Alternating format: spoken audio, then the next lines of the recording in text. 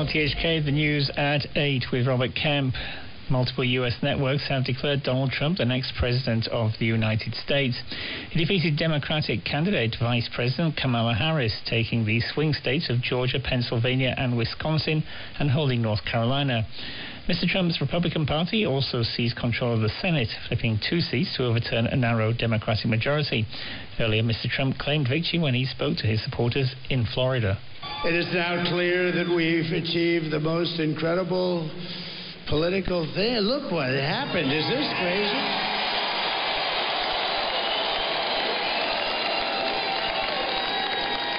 But it's a political victory that our country has never seen before, nothing like this. I want to thank the American people for the extraordinary honor of being elected your 47th president and your 45th president. During the speech, Mr. Trump also thanked his backers. Here's our San Francisco correspondent, Mark New. And he brought on stage supporters, including Dana White, who heads the UFC fighting organization.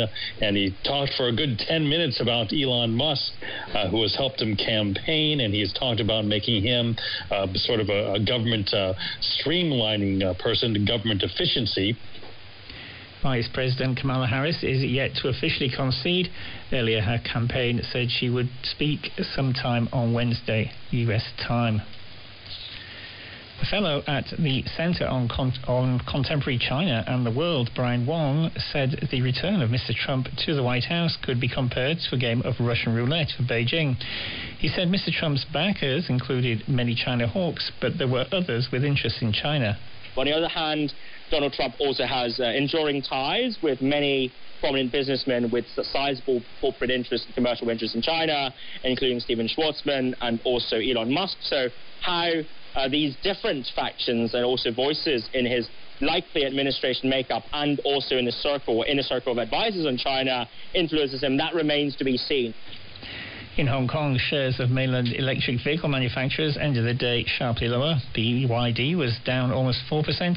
Geely Auto lost almost 3%, and Li Auto and Great Wall Motor both lost over 2.5%. Mr. Trump has said he would not allow Chinese car makers to sell in the U.S. to protect the U.S. auto industry. The Hang Seng Index closed down 2.23%. Police say they have arrested 275 people on suspicion of staging traffic accidents to obtain Social Welfare Department payments. Officers say the suspects were involved in about 120 traffic accidents between February last year and April this year. The force alleges they obtained about $40 million of financial assistance. Che Yu-Nai is a police chief inspector. 11 out of 14 victims in the accident were from the same syndicate. They got on the double-decker bus at different stations.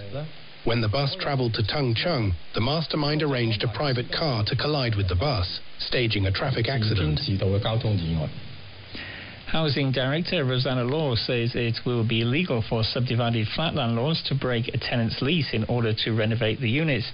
She was commenting after the Chief Executive announced in his policy address last month that subdivided flats would now be regulated and minimum standards imposed.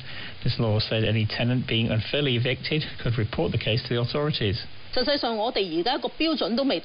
In fact, the government has yet to set the standards for basic housing units. We haven't completed our public consultation and enacted new laws. Do landlords have to rush to renovate? I appeal to the landlords. Even if you're eager to make sure your flats comply with the new standards, you really should wait a while. At least until we have promulgated the new standards. Otherwise, you may be wasting your money.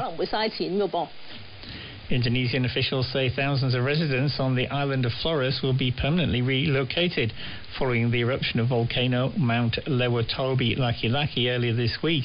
9 people died in the eruption. More than 2,600 families are living in the area. And now the weather, fine and dry, slightly cooler tomorrow morning. The minimum temperature will be about 22 degrees in the urban areas and a couple of degrees lower in the New Territories. The maximum temperature will be around 27 degrees during the day. Moderate to fresh east to northeasterly winds, occasionally strong offshore at first tomorrow. The outlook still slightly cooler on Friday morning. Temperature at the observatory is currently 25 degrees and the humidity is 72%. And that's the news from RTHK.